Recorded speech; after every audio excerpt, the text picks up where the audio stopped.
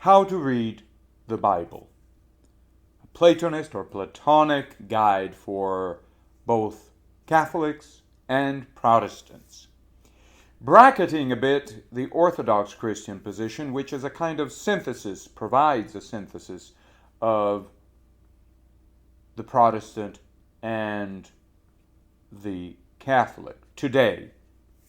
And we'll see how that works shortly, but with a focus on the Protestant and the Catholic to see if there are inadequacies in these two broadly conceived positions. Let us begin with the Catholic, though here we'll focus on Catholic today as opposed to Catholic as it might have been, since we're not medievals, in earlier pre-modern times.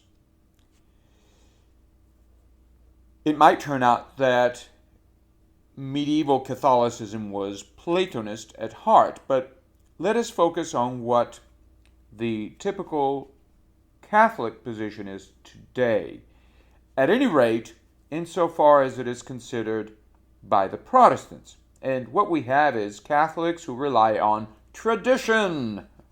Well, tradition is not a bad thing if you ask the fiddler on the roof, but the fiddler on the roof struggles with tradition, whereas the typical Catholic relies on tradition as the greatest medium to the pivotal, cardinal medium to access meaning. So if the Catholic wants to understand the Bible, he'll go to tradition. He'll go to priests. He'll go to the saints. He'll go to the great theologians, and he'll see the doctors of the church, and they will tell him what a certain passage means. They will interpret the passage for him. Now, the Protestant objects that all of this tradition is affected by, informed by Greek, pagan, philosophical categories, abstractions, and that therefore to approach the Bible through these doctors of the church who were speaking in Latin or Greek is to alienate oneself from the original message of the Gospels. So the Catholic, on account of the Protestant, is lost in tradition, is lost in translation. What about the Catholic looking at the Protestant? He'll say, wait a second. We're not so bold as to pretend to have direct access to the original text and understand everything, because we're sinners, we're lost, we're in the dark, and we need help. So we look at the tradition as support, guidance. Dante had his guide. We have the great theologians of the tradition to guide us in the interpretation of the Bible. Now, the Orthodox position, and here is a little parenthesis, brings in both elements. He brings in, the Orthodox Christian brings in tradition. And tradition here has an immediacy that for the Catholic it doesn't have. So we could characterize the Orthodox position as an ecstatic, mystical position that fuses or sees an overlap between the particular and the universal. And here are two terms that, although abstract, should help the Protestant understand his own position. What we have with the Protestant, which is really a modern position, especially insofar as it develops in the wake of a certain Machiavellian revolution, early modern. So let us consider this. The Protestant objects to medieval abstractions, categories, transcendentals. And he says we need to recover pristine Christianity that is not tainted by Greek pagan abstractions. And in moral realm, this means that the church has been corrupted and we need to recover an immaculate church, right? The original church. This is where we begin to have the rise of this view that this vision that we can recover an historical Christianity that is purged, right, of mythical elements. So how do we do that? Well, as moderns, we rely on critical thinking, critical scholarship, and therefore on a scientific method, to scientific philology too, right? A study of the words, the history, the genealogy, to recover what is not tainted by the imagination of pagans, what is immediately receptive of the biblical message. And so we try to be just as the so-called original or historical audience of the biblical authors. We will study their language, we will examine it, we will reconstruct the original context to see if we can perhaps approach, right, come closer to the way the original historical audience would have heard, received the message. The meaning here tends to become a function of the audience. What a prophet meant, this question is to be understood beginning from how the audience would have understood, would have received the message, the words of the prophet. This is promising with respect to a tendency that we might otherwise find in Catholicism to overly rely on tradition, right? On abstractions. So we tend to have a particularist approach with the Protestants who are focusing on particulars. However, these particulars are approached scientifically in response to excessive universalism, in other words, reliance on universal categories. The Protestant / modern, really, objection to Catholicism, or at any rate to a corruption of Catholicism, involves an attempt to synthesize particular universal that privileges the universal nominalistically as an empty shell, a method, in order to privilege the particular as something that is cut off, really, in itself, as such, from the universal. A particular that has no reference at all to the universal. This is a little bit as saying that we are looking for bodies without minds. So that in the particular, everything is collapsed, right? In the particular experience, in the feeling. And here is the key. For, of course, we see great reliance on, and very often we see Protestants remaining on the plane of feelings. So we go to a Protestant service, and people are giving you the names. Believe in Jesus, but Jesus is a name, really. But then you fill that name up with the feelings. So we have this this attempted fusion of or synthesis of particular and universal, right? You have an empty name, and then you fill it up with your feelings that are supposed to be the same feelings of the original audience. Now, this is essentially a modern position, and it's not compatible with certainly with the Jewish tradition, with the Hebrew tradition, although it pretends that it is. In fact, it pretends that it's better, that it overcomes, that it supersedes and in fact replaces ultimately the Jewish tradition. Jews are looking at the particular in a Kabbalistic way. They're sticking too much to the words, but we have to get the spirit, the charisma, the feelings out. We use the words, right, to get that feeling pumping out.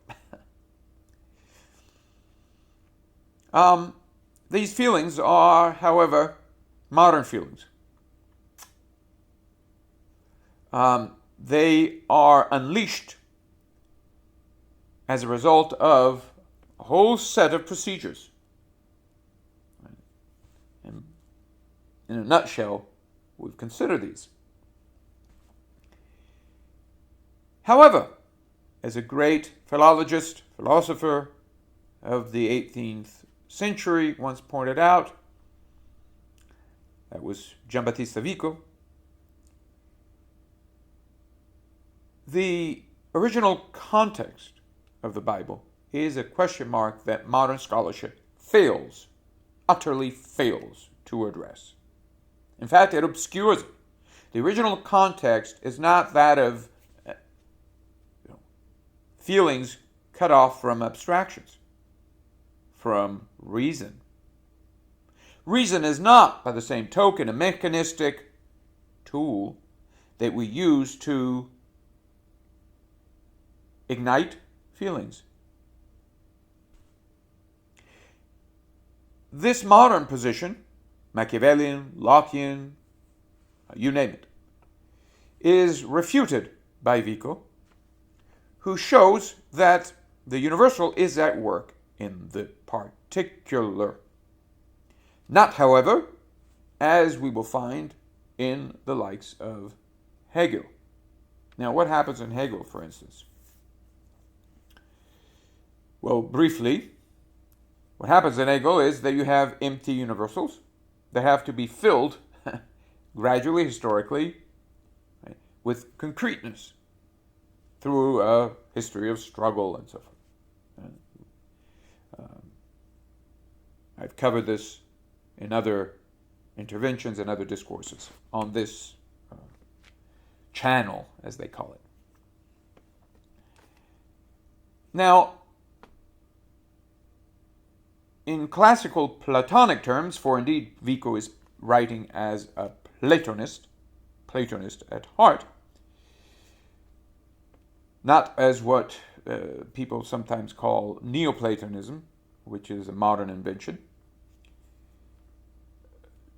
Now, Vico is suggesting that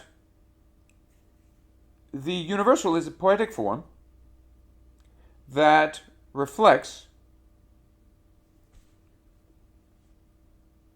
all that is hidden in the particular. What is hidden in the particular is not feelings. Right? It is intelligence, a mind.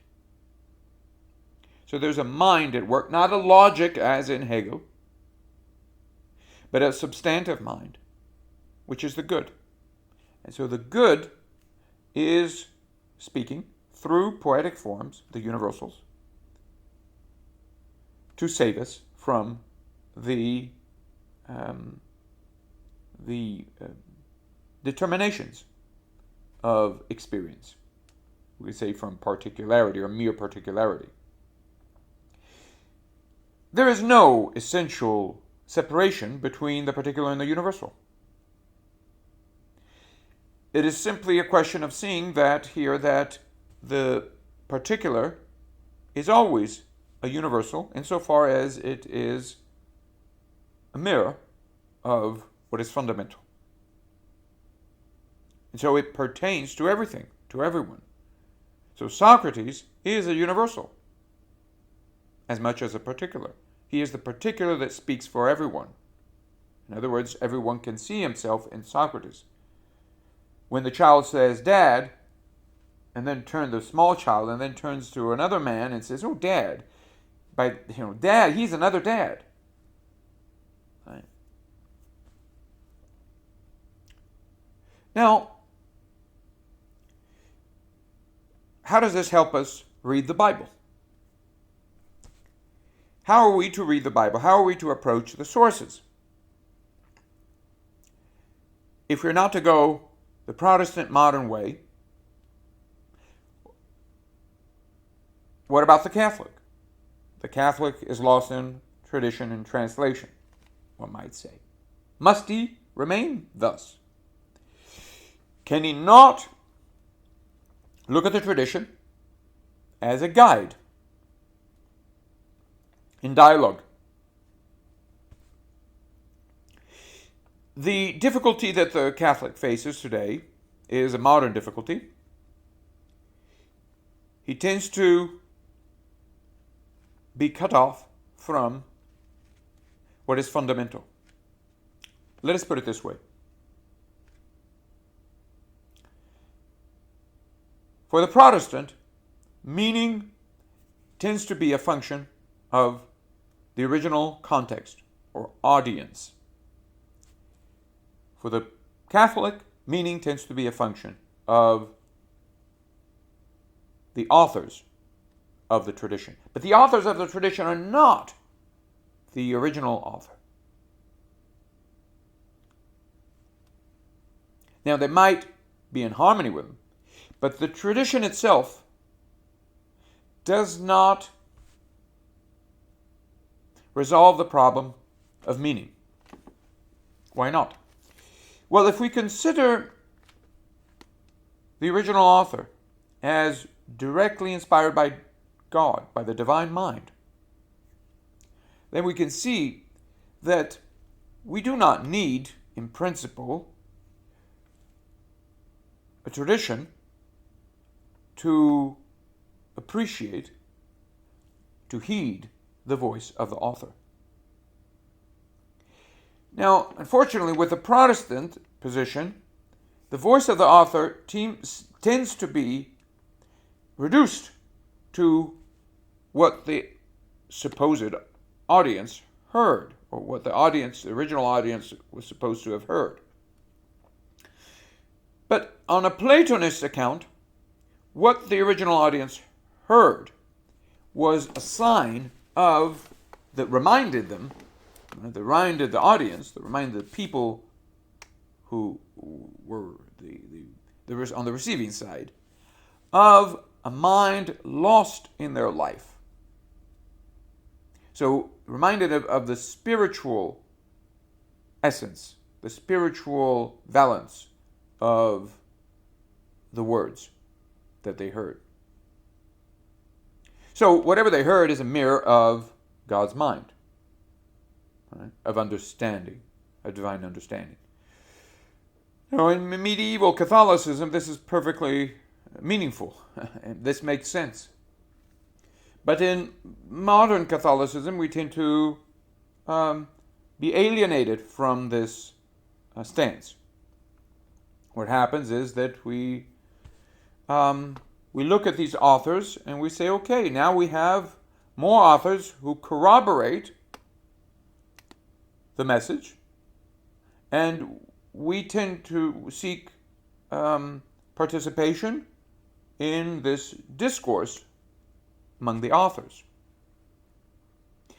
But where is, in all of this, the divine author? Where is that direct encounter with the message? Not simply the interpretive one, right? Interpretatio in Latin comes from interpatratio, really. The discourse that is between or among the fathers, the patres. Inter, among them. So you are now coming into this conclave, as an interpreter, as a Catholic, you rise to the plane of the fathers, and that's pretty good. However, to remain there is not nearly enough. And the Protestant presses that point. He says, no, that's not enough at all. We need some original encounter. The difficulty there is that the Protestant fails in the respect that he leaps onto a fatherless son position, where the audience now is cut off from the mind, the reason of the fathers. And so he ends up with this delusion of having a direct access to the Son as Icarus. And what he really ends up with is just his own feelings, his enthusiasm. He's enthralled by this feeling, this consciousness, this certainty that, now I know what this is all about. It's about the immediacy of experience. I can experience God.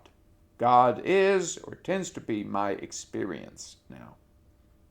And even when we have objections to that, for example, in Rule of Otto, seeking divine transcendence, right, beyond our feelings, even then, and especially then perhaps, we have the irrational kicking in. So God as absolute ground of human irrationality.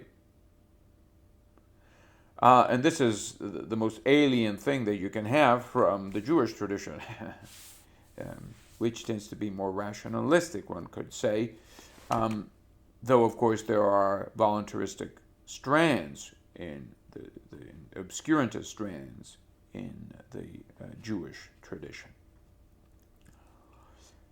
So, what do we do to wrap things up here? Well, the authors, the fathers, are great guides. We read,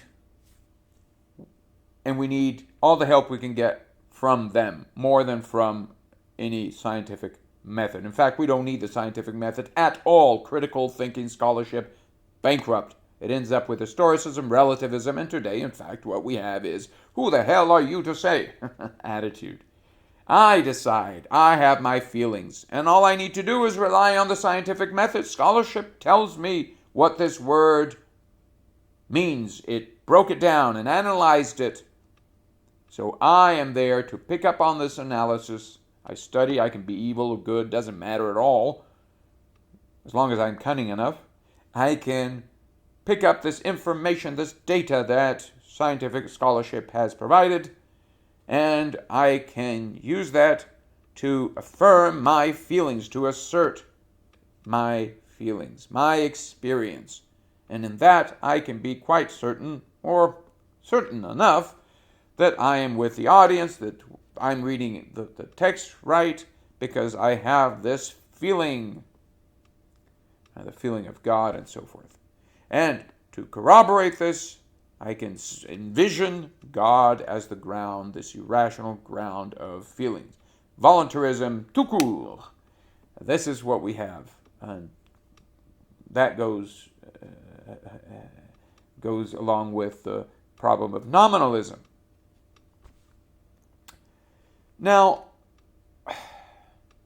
if that's not good, if that leads to anarchy, and so we have all kinds of Protestants. We have the trans Christianity. We have we don't have to go into the whole spectrum because it would carry us to the end of the universe.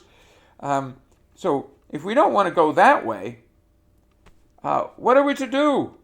If we're not fated for that, if we acknowledge that that's not enlightening, what do we do? Well, let us see what, again, if the medieval position makes sense fundamentally, beyond the modern corruption of the medieval position, be it Catholic or Protestant. And we can consider here, if only briefly, toccata e fuga, what that position can involve. As a Platonic position, it would involve, first of all, fides, that asks, faith that seeks understanding. So we take the position of the faithful, but not as determining meaning, simply as an openness of faith, an openness to the understanding. And we see the logos as already full with meaning, a logos that guides us, the word guides us to the understanding. So this is the position of natural reason. Natural reason is divine reason in man. And it guides us through discourse, through dialogue, to an illumination, to enter into the house of God. Right? Saint Bonaventure spoke in this respect of man's mind's journey into God. And this is what it means, into the divine mind. So the human mind ascends, right, to the divine mind, which is to say, it purges itself, right, to enter into the light. The illumination is not something that occurs in the modern way. It's a gradual process of purgation. And this involves letting go of certainties in a Socratic way. So, very briefly, that is what we're faced with, these alternatives. And the Platonic way is the only way. We can throw it out there boldly, the only way to come out of the mess that we're currently in. It might turn out to be that the Platonic way coincides with that of the likes of Thomas Aquinas. But for that, we'd have to study in a Platonic way. We'd have to study piously. And this doesn't mean that we're going to solve all problems, not at all. It just means that whoever is on that path will not be bound by the strife that characterizes the modern predicament. So here we have it. Should we read the Bible that way? Who are you to say? We have that possibility. We can. And that's good enough. That's good enough. Should we? Should we be pious in the classical way? Who are we to say?